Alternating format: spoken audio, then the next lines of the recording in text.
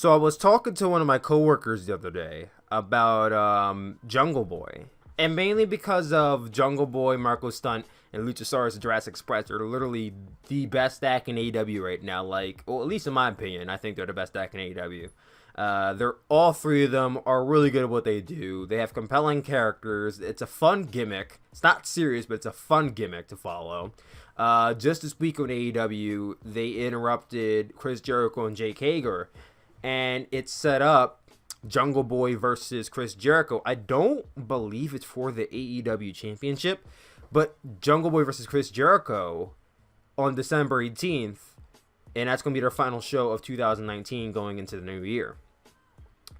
Now, I was talking about this with my friend. I was like, yeah, Jungle Boy, I like him. He's talented. He can be the future of the company. But I understand that Chris Jericho could choose his opponent because that was the stipulation. He could choose his last opponent for the year because, he has contractually obligated one more match, and he's able to choose his opponent. And he chose Jungle Boy because he wasn't going to choose Marco Stunt, and he wasn't going to choose Luchasaurus for obvious reasons. So Jungle Boy was the obvious person in the ring at that moment in time he could choose. Now, I get back to this, because I lost where I was going with that. I was saying how I like Jungle Boy, but it doesn't seem fair for him to be facing Chris Jericho when he hasn't won a single match in AEW yet. I mean, I'm not wrong.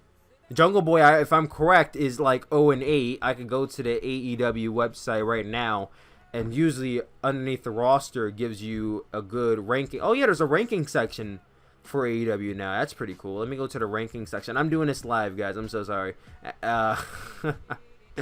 Jungle Boy. Here we go. So Jungle Boy currently right now is 0-2 in trios, 0-5 in tag team, 0-1 in singles. That's a cumulative of an 0-8 record with Jungle Boy. So he facing Chris Jericho. I know it's not a title match. As far as I know, I believe Cody even confirmed it's not a title match. I know it's not a title match. But someone who's bottom of the barrel in the ranking should not be anywhere close to the champion.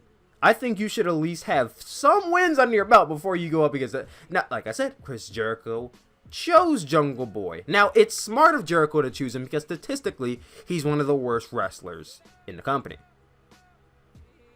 But this is supposed to be, and I quote from AEW, a sports-oriented product.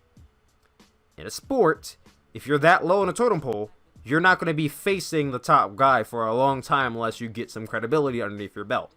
And Jungle Boy, by statistics, is not credible enough to go up against Le Champion. But I segue that into the main question, which is the records deal in AEW. I was scrolling through Twitter, and now this was addressed weeks ago, I think 2 or 3 weeks ago, and I either did not really see it and just didn't really pay too much attention to it, or I just kind of let it slide by. But someone was bringing up the topics of records in AEW and whether they should be reset next year.